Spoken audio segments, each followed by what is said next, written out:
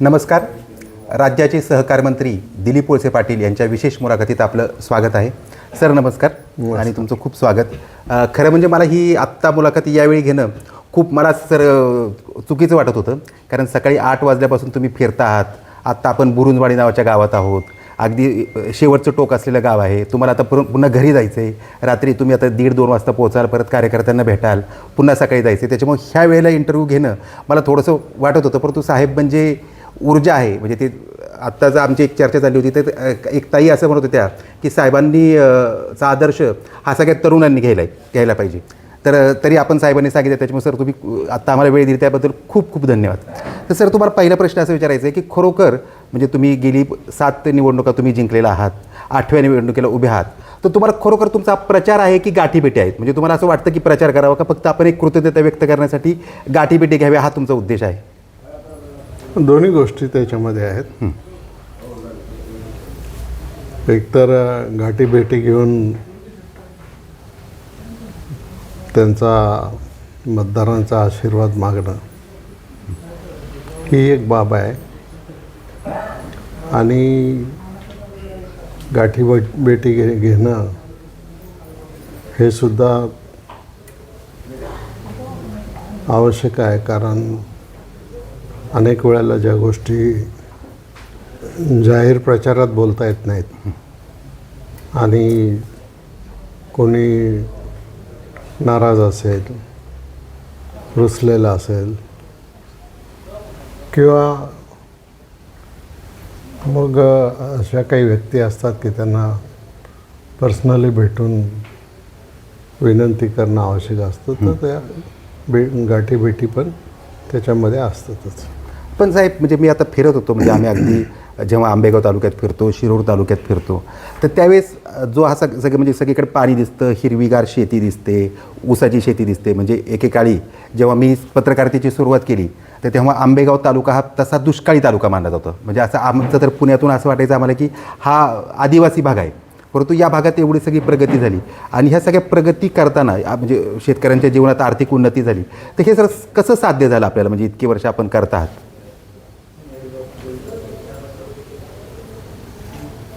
असं आहे की हा जो कोकडी प्रकल्प आहे, या कोकडी प्रकल्पाचं पाणी जेव्हापासून जुन्नर, आंबेगाव, शिरूर, पारनेर या सगळ्या तालुक्यांना मिळायला लागलं, तेव्हापासून मग शेतकरी ऊस लावायला लागला, आणि ऊसामधून मग शेतकऱ्याला 4 पैसे मिळायला लागले. ऊस वाढत गेला म्हणून आम्ही आमचा साखर कारखाना काढला, आणि साखर कारखाना काढून त्याच्यामधून शेतकऱ्यांना चांगला दर ऊसाला कसा देता येईल अशा प्रकारचा प्रयत्न केला. आणि ऊस तुटून गेल्याच्या नंतर इतर पिकंसुद्धा शेतकरी घेतात, आणि त्याच्यातून सुद्धा 4 पैसे त्यांना मिळतात, आणि त्याच्यामधून आर्थिक स्थिती सुधारण्याकडं कल गेला. आणि त्याचबरोबर दुधाचा सुद्धा मोठा व्यवसाय. आज मनसरला जी गोवर्धन डेअरी आहे, ती डेअरी दर दिवसाला 20 लाख लिटर दूध प्रोसेस करते, आणि त्याच्यातूनही शेतकऱ्यांच्या हातामध्ये पैसा येतो. त्यामुळे उत्पन्नाचं खात्रीशीर साधन ऊस आणि दूध हे दोन्ही असल्यामुळे त्याच्यातून एक सुबत्ता आलेली. साहेब म्हणजे आता आपण राजकारणाचं फार नको करायला, पण ह्याच कुकडीच्या पाण्याचा विषय तुम्ही काढला. रोहित पवार, राष्ट्रवादी शरद पवार गटाचे आमदार जे आहेत, म्हणजे कर्जत जामखेडमधून ते उभे राहतात, तर त्यांनी आपलं म्हणजे तुमच्या पुणे जिल्ह्याचं पाणी पळवण्याचा प्रयत्न वगैरे केला, किंवा त्यांनी त्यासाठी त्या संदर्भात त्यांची दादागिरी चालू आहे. तर अशा प्रकारचा एक संघर्ष निर्माण झाला होता. तर तो काय नक्की संघर्ष होता? असं आहे की ज्या वेळेला आम्ही उद्धवजी ठाकरे यांचं मंत्रिमंडळामध्ये होतो, त्यावेळेला जयंतराव पाटील हे पाटबंधारे मंत्री होते, आणि जयंतराव पाटलांच्या पाठीमागे लागून त्यांनी जे रोहित पवार आणि नगर जिल्ह्यातले बाकीचे आमदार नगर,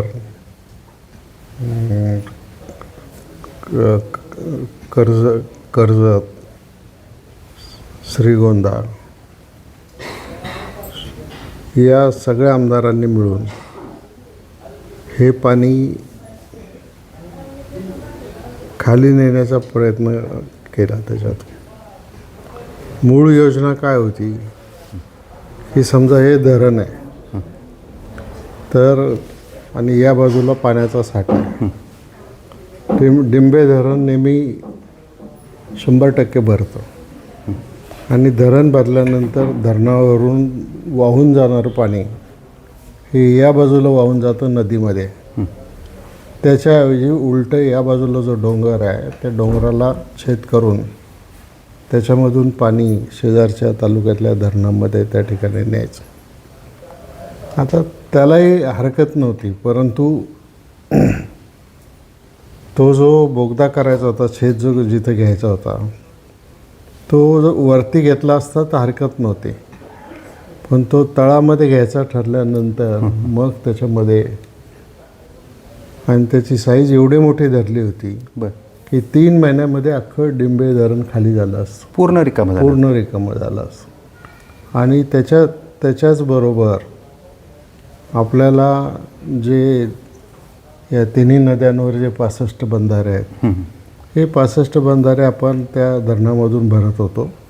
नवीन योजनेमध्ये या 65 बंधाऱ्यांना फक्त पावसाळ्याचं पाणी द्यायचं, नंतर पाणी द्यायचं नाही, अशा प्रकारची एक चर्चा सुरू होती. आणि तसं झालं असतं तर हे तिन्ही चारही तालुके एकदम दुष्काळी होऊन गेले असते, पुन्हा दुष्काळी झाले असते. आणि म्हणून त्याला माझा विरोध होता आणि अनेक वेळेला त्याच्या बैठका झाल्या, वरिष्ठ पातळीवर बैठका झाल्या, पण मार्ग निघाला नाही. आणि मग त्याच्यामध्ये ज्या वेळेला गव्हर्मेंट बनलं त्यावेळेला हा विषय बंधाऱ्यांच्या पाण्याचा विषय आणि डिंब्याच्या बोगद्याचा विषय हे 2 विषय घेऊन मला वेगळी भूमिका घ्यावी लागली.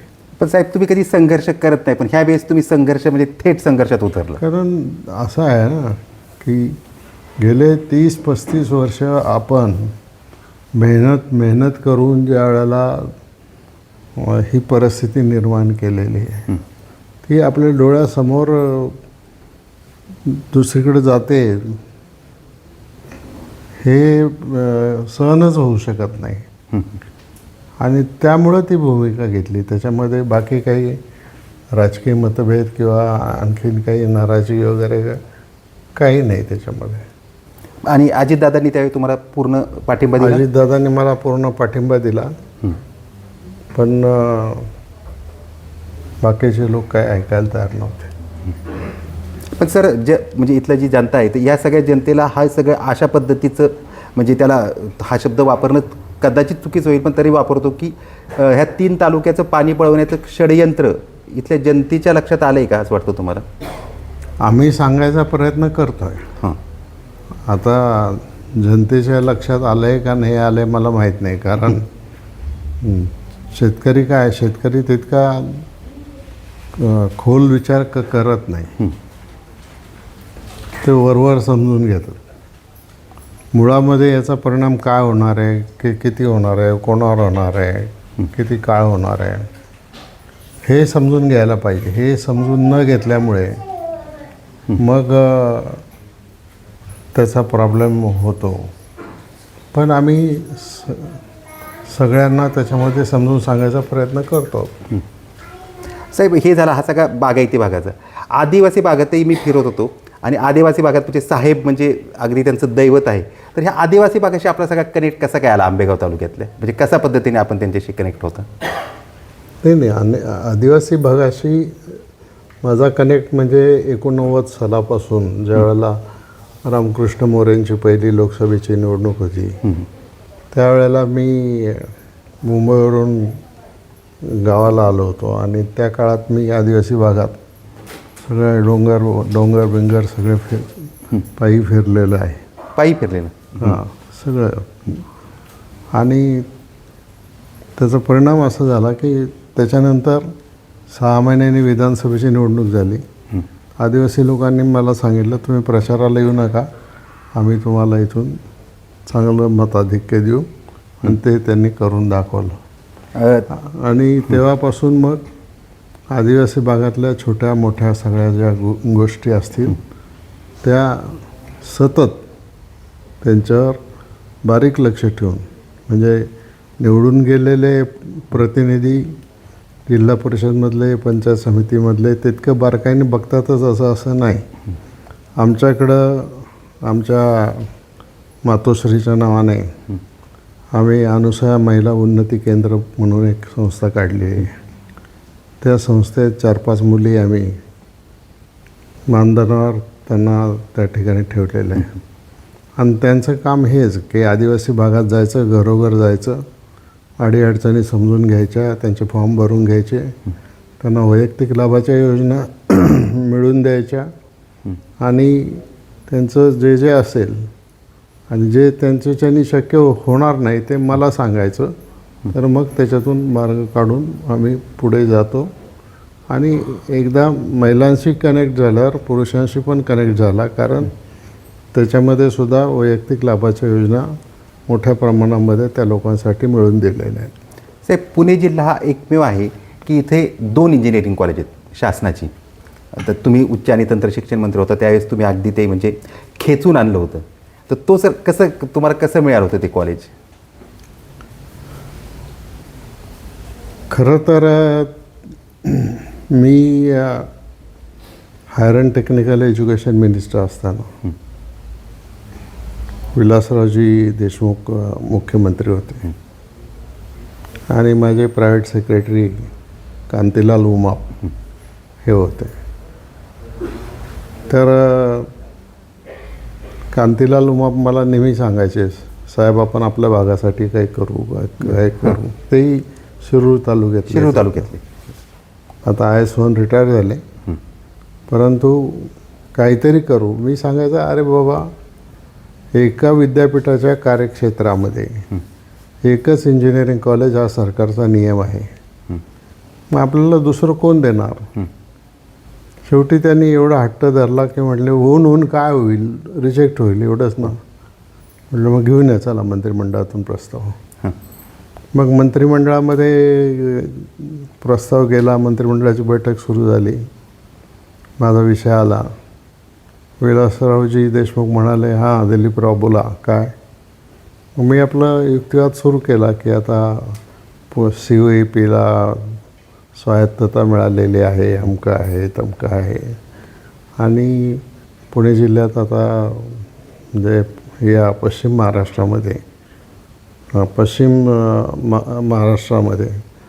आता तसं इंजिनिअरिंग कॉलेज नाही आहे. तर एक इंजिनिअरिंग कॉलेज या भागात गरज आहे आणि म्हणून हा प्रस्ताव आणलेला आहे. विलासरावजी मला म्हटले की दिलीपराव हा कायदेशीर युक्तिवाद झाला, आता खरा युक्तिवाद करा. म्हटलं खरा युक्तिवाद असा आहे की प्रत्येक जण मंत्री झाल्यानंतर आपापल्या भागासाठी काहीतरी करतो. या खात्याचा मी आता 7-8 वर्ष मंत्री आहे आणि त्याच्यामुळे माझ्या भागातल्या लोकांना वाटतं काहीतरी व्हावं, म्हणून हा प्रस्ताव आणला इंजिनिअरिंग कॉलेजचा. विलासरावजी म्हणाले मंजूर, चला पुढे चला. एवढीच चर्चा त्याच्यावर झाली, बाकी काही चर्चा नाही झाली. आज 200 कोटी रुपये खर्च करून ते सगळं इंजिनिअरिंग कॉलेजचं कॉम्प्लेक्स त्या ठिकाणी उभं राहिलेलं आहे. 6,000 मुलं आत्तापर्यंत इंजिनियर होऊन बाहेर पडलेली आहेत आणि ती एक अतिशय मोठी अचिव्हमेंट आहे असं मी मानतो.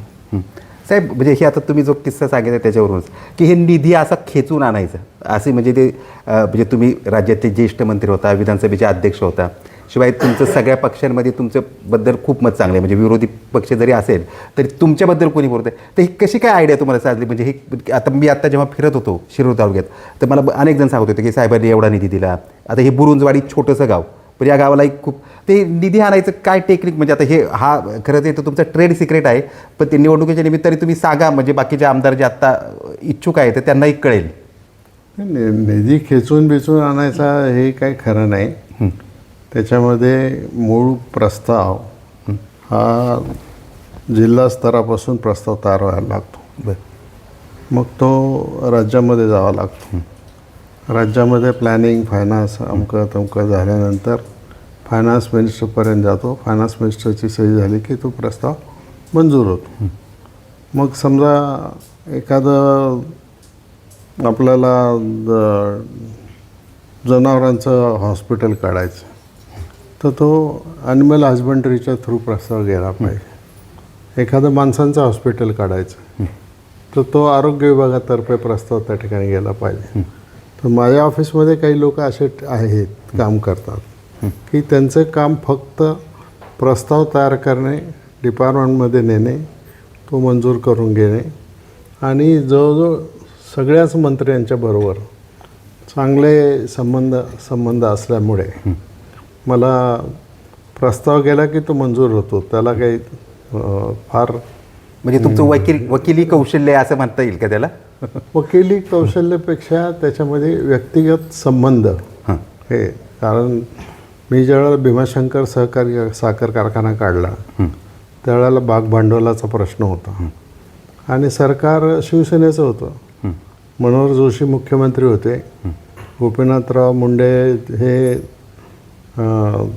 उपमुख्यमंत्री होते. म्हणजे विरोधी पक्षाचं सरकार. विरोधी पक्षाचं सरकार होतं आणि माझ्या कारखान्याच्या भागभांडवलाचा प्रस्ताव समोर आला त्यावेळेला अशीच चर्चा झाली, यांना विरोधी पक्षाच्या लोकांना कशाला द्यायचं वगैरे.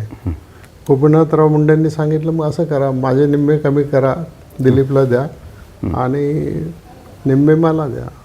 आणि मिळालं मला भागभांडवल. मी विरोधी पक्षात असताना त्यामुळे भीमाशंकर कारखान्यावरूनच विषय निघाला म्हणून शिवाजीराव आढळराव पाटील हे सुद्धा तुमच्यासोबत होते. तुमचा आणि त्यांचा मधल्या काळामध्ये संघर्ष झाला, म्हणजे तरी तुमचे वैयक्तिक संबंध चांगले राहिले.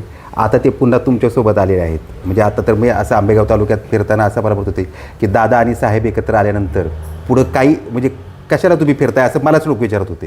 तर खरोखर आता आढळराव आले तुमच्यासोबत आणि खरोखर तुम्हाला एवढा प्रचार करण्याची आता म्हणजे मगाशी जो मी प्रश्न विचारला गरज वाटते तुम्हाला? विरोधक दिसतोय समोर कोणी? प्रचार करायची गरज नाही, परंतु शेवटी लोकशाहीमध्ये कोणालाही गृहीत धरून चालत नाही. लोकशाहीमध्ये आपलं जे काम आहे ते आपलं काम आपल्याला करावंच लागतं. बरोबर. त्यामुळे आता आपण एवढं काम केलं आहे आणि लोक देतील मतं आपल्याला, देतील निवडून, असं गृहीत धरून चालत नाही. त्यामुळं जिथं जिथं जाणं आवश्यक आहे तिथं जावंच लागतं. पण दादा म्हणजे शिवाजीराव आढळराव तुमच्यासोबत आहेत ते आहेत, पण ते वेगळा प्रचार करतात, मी वेगळा प्रचार करतो. म्हणजे आम्ही दोघं एकत्र फिरत नाही. म्हणजे त्यांनी काही जबाबदारी स्वीकारली, तुम्ही काही. साहेब आता म्हणजे हा सगळा तुमची आता 8वी टर्म आहे जो, म्हणजे 8वी टर्म म्हणजे तुम्ही अष्टकार बारणार असं सगळे म्हणतात. तर तुमच्या वडिलांच्या वेळची निवडणूक म्हणजे तुमचे वडील आमदार होते, तोच वारसा तुम्ही पुढे चालवत आहे. तर त्यावेळेची निवडणूक आणि आत्ताची निवडणूक असं तुम्हाला काही जाणवते फरक किंवा त्यावेळेचे काही असे भेटतात? त्यावेळेची निवडणूक फार वेगळी होती आणि त्यावेळेचे लोक पण वेगळे होते. म्हणजे आजच्यासारखी निवडणूक त्या काळात होत नव्हती.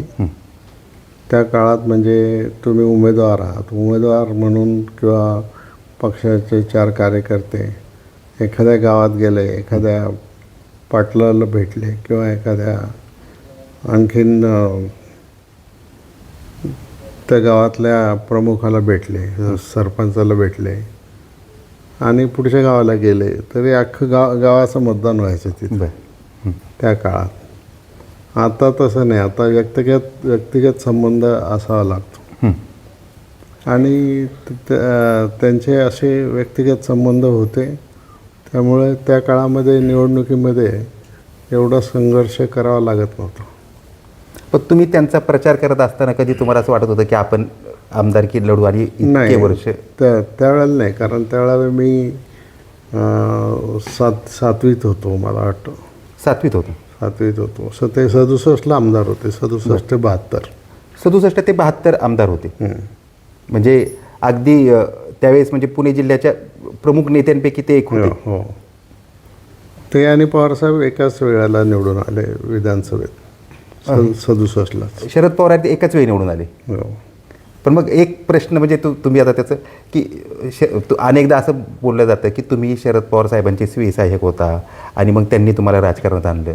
तर खरोखर बघा, तर जर तुमचे वडीलच राजकारणात होते, तुम्ही अगदी त्यांच्यासोबत होत होते त्यावेळेस पवार साहेबांचं आपल्याला माहिती आहे, तर मग खरोखर काय आहे नक्की, म्हणजे खरोखर त्यांनी तुम्हाला राजकारणात आणलं की वडिलांच्या पावलावर पाऊल टाकून तुम्ही येणारच होता? असं आहे, ते माझ्या डोक्यातच होतं पहिल्यापासून. हो. त्यामुळे मी कॉलेजला शिकायला ज्या वेळेला गेलो मुंबईला, त्यावेळेला थोडा मी राजकारणात सहभाग घ्यायला लागलो. आणि मग त्याच्यामधून हळूहळू मग 85 सालीच मी तिकीट मागितलं होतं, पण 85ला मला दिलं नाही तिकीट. वय किती होतं तुमचं तेव्हा? पण मी निवडून आलो तेव्हा 34 वर्षाचा होतो. म्हणजे त्याच्यामध्ये 29 वर्ष असते, 28-29 वर्ष असते. पण तेव्हा परिस्थिती अनुकूल नव्हती, म्हणून मला सांगितलं की तुम्ही काय उभे राहू नका, तुम्ही थांबा आता. मग मी थांबलो आणि त्याच्यानंतरच्या 5 वर्षांनी तिकीट मागितलं 90 साली आणि 90ला मी निवडून आलो. पण साहेब, आता एक म्हणजे आता शेवटचा प्रश्न तुम्हाला विचारतो की तुमचा जसा तुम्ही हे वडिलांचा वारसा पुढे चालवत होता, तसं पूर्वा लढणार अशी खूप चर्चा होती, पण तरी पण म्हणजे ते लढल्या नाहीत. आणि आता मुख्य म्हणजे सध्याच्या राजकारणात तुमच्यासारख्या ज्येष्ठाची गरज होती असं सगळे पक्षांनी सांगितलं, म्हणून तुम्ही लढताय असं जे म्हटलं जाते ते खरं आहे का? पूर्वाच लढणार होती? परंतु खरं आहे, मला पार्टीने सांगितलं की तुम्हीच लढायला पाहिजे आणि दुसरं कोणी लढून चालणार नाही. त्यामुळे तुमची गरज आहे पक्ष इथं महाराष्ट्राच्या राजकारणात, तुम्ही स्वतःच लढलं पाहिजे. पण सर, आता फक्त शेवटचं म्हणजे मी हा आता तुम्ही म्हटलात म्हणून शेवटचा प्रश्न की महाराष्ट्राच्या राजकारणाची पुढची दिशा तुम्ही कशा पद्धतीने पाहताय? म्हणजे आता ही निवडणूक होईल, नाही आता काही सांगणं त्याच्यामध्ये अवघड आहे. त्याचं कारण असं की आता एका बाजूला आघाडी आहे, दुसऱ्या बाजूला युती आहे. इकडं 3 पक्ष आहेत, तिकडे 3 पक्ष आहेत. हो. उद्या निवडणूक झाल्यावर आघाडी येते का युती येते हा प्रश्न थोडा आपण बाजूला ठेवूया. पण प्रत्येक पक्षाचे किती आमदार निवडून येतात हे महत्त्वाचं आहे. आणि नंतर मग खरं कॅल्क्युलेशन सुरू होईल त्याच्यामध्ये.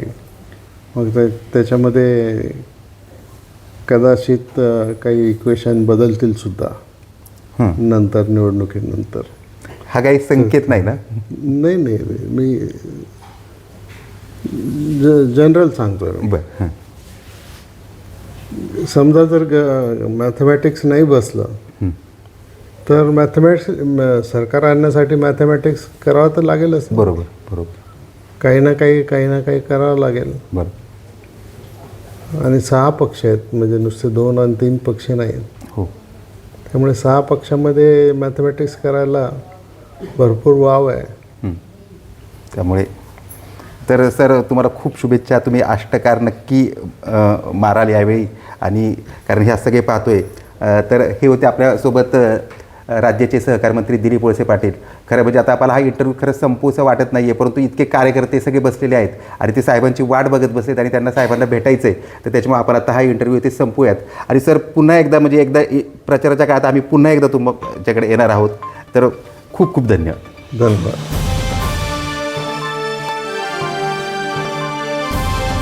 समाजकारण, प्रशासन आणि राजकारणातल्या अचूक विश्लेषणासाठी बखर लाईव्हच्या सोशल मीडिया प्लॅटफॉर्म्सना लाईक, फॉलो आणि सबस्क्राईब करा.